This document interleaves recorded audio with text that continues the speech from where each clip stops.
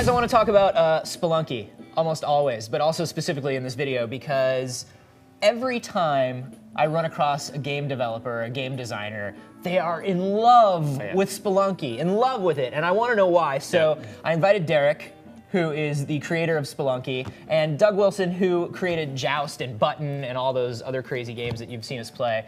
And when I ran into you at GDC, Doug, you were just like, I want to talk about Spelunky, I want to play Spelunky, Spelunky's the best. Best game of the last decade. So I thought what we would do is we would have these guys go through a game and just ask some design questions, some stuff, get the Spelunky secrets. Yeah. So jump in and get started, guys.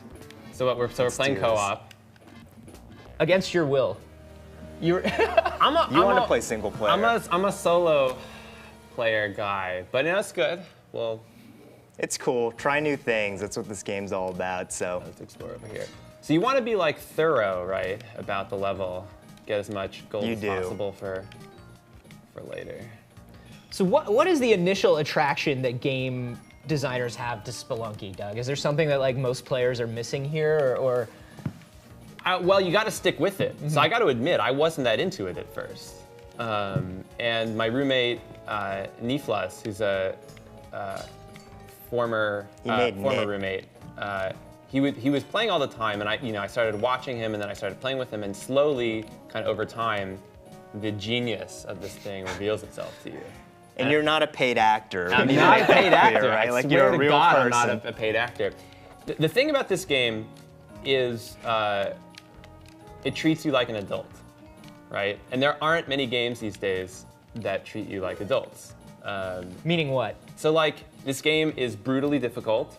If you die, and you have to start over, right? And in fact, you only have one life. Health is difficult to come by. There are all sorts of insane traps. I think in many ways the controls are really nice, but they're balanced for an expert player.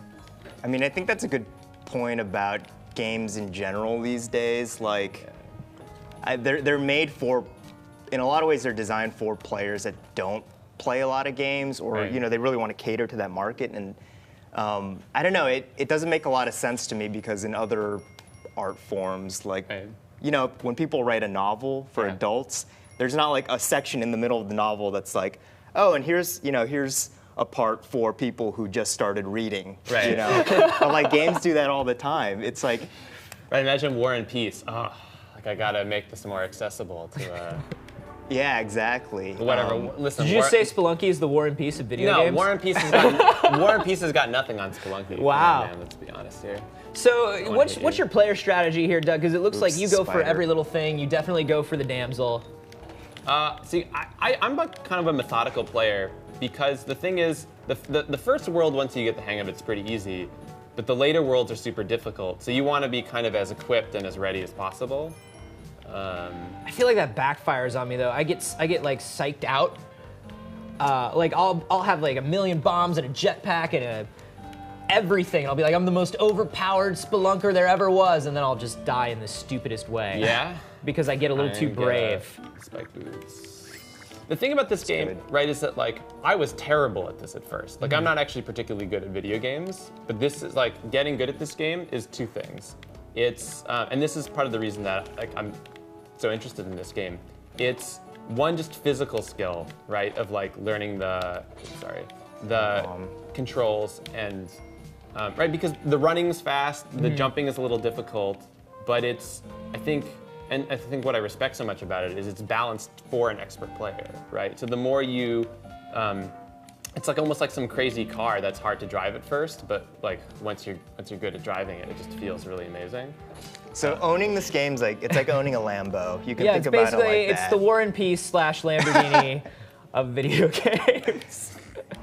But the other thing is, right, oh man, there's all this domain knowledge. Like you start to learn like what items are good in what situations, and to get to the City of Gold is this whole sequence that you have to unlock, and like hopefully we'll be able to show this on camera, where you have to get this item, which opens up this item, which opens up this item. So there's this feeling of like reward as you're learning this world and you're learning the system. I think that's another really amazing thing about this game is these like procedural interactions that I wonder from Derek, like how much like when the boomerang guy like steals a boomerang in the store and like the shopkeeper gets mad at you, like how much of that was intentional? These like kind of the system just starts. Some of it was, a lot of it wasn't. For example, like this one situation that Tom Francis wrote about where a boomerang guy went into a store that happened to have a boomerang. He picked it up, and it was like a boomerang that was for sale. Yeah. And then he just walked out of the store with it. And so he shoplifted. Like the enemy shoplifted, and it pissed off all of the shopkeepers on the level. Oh, wow. Yeah. Okay. Because if you steal something, obviously all the shopkeepers get angry. But it turns out if a monster steals something, they also get angry. Because Boomerang Guy just wanted a boomerang. Yeah. And that was a scenario that I didn't plan. Yeah.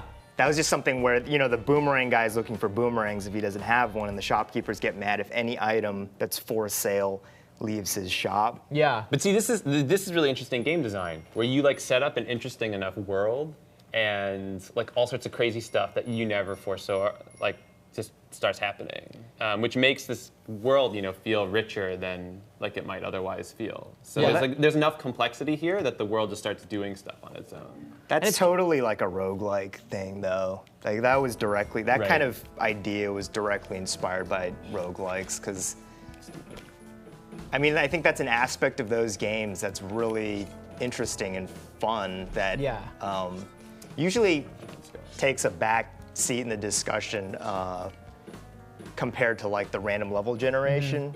But most roguelike games, like things kind of interact with one another on this very fundamental level, like I was talking about before. And it does end up making the game feel like more of a real world. So the world we're in, the jungle, I feel is like the real bottleneck for people. Yes. Like learning, like it took me forever. Because it took a long time for me to be able to consistently get to the ice world from the jungle. Yeah. And so the problem is this like level is there's like really confined spaces, and you have these tiki traps, which are like the worst, like those things there that are incredibly dangerous. I kind of like difficulty ramps where it's like really hard, sort of earlier on in the game, like in the first half of the game, and then, in terms of Spelunky, it's like level 2. It really just throws a lot of things at you. So this is, I don't know. It's a point. It's like a real big test of your ability at this point, and it's true. Like I think the later levels are easier, when you actually get to them, relative to level 2. But I like that. Oh dang. Doug. Oh man. I hate seeing those beehives. Yeah, these are I panicked nasty. and I fell. Yeah. That was really bad. Noob mistake. Bees can't go in water. But I do, this kind of goes back to what you were talking about earlier, Doug, which is like, this is a game for grown-ups. This is not a game that was focus grouped or play tested. Oh yeah, that felt good. Right. So it was interesting. I asked Derek earlier, like, does he know statistics of like X players die in this world and X players have made it to this world? Because you always see that now, where developers like release things that say that. And Derek, the answer was no, right? Like you don't have in-depth statistics. No, I don't. Was it you who said on Twitter the other day that like big budget games and big budget movies both like to keep the pacing up? Because if you hit a bottleneck, if you get stuck, you get kind of frustrated. And in a lot of big budget games, they don't want you to get stuck. They don't want you to get frustrated. They want you to keep moving and have fun. I mean, that's why you see, like, in a lot of those games, like, there are checkpoints all over the place. And, if you die 2 times, they ask you, like, would you like to try easy mode? Seems like you're having trouble here. That type of thing. But, Spelunky's just really not that type of game. It's more of like an arcade game in terms of the difficulty. We're so accustomed to these things that are just video game rules now, where it's like, as you get farther, it's gonna get harder. You can expect it to get harder by X amount of %. And so it's just kind of crazy to see, like, the jungle is really hard, and then you get to the ice caves and you feel like you're really good. Yeah. But it's also that the ice caves are just like a little easier in a way. Whoa. Ooh. Should we try to go for the jetpack? Yeah, I think so. We got to. I mean, we're on camera. We got to do this. Oh, look out. You have to say look out a lot when you're playing co-op. The other thing about I got that guy. Oh, sorry. Okay. Be careful because the boomerang can drag him back. So I love that. What you were just talking about, the exploding UFO. If you use a boomerang, it'll try to carry it back to you. And then just the way the physics works, it tends to like the or the UFO is like bouncing on the boomerangs. It's coming back. Sorry, I'll get down there. God. Oh. Yeah, co-op's kind of a different beast. Whoa. Oh my. Whoa. You're still alive. You can do this. You can do this. Where's your? Oh. Fuck. No. What are you doing? Panic. Sorry. I had no ropes. Where was your stuff? Oh, it was like all the way on the left-hand side. Okay. Oh, I'm sorry. We were super distracted. At some point, I even forgot. You're to good, look man. Awesome. And be sure to subscribe here at Rev3 Games for more masochistic stuff like this. I'm just gonna bring people in more and have them fail at their own games on camera. Yeah. It makes me feel better about failing. Please do. You're sick, man.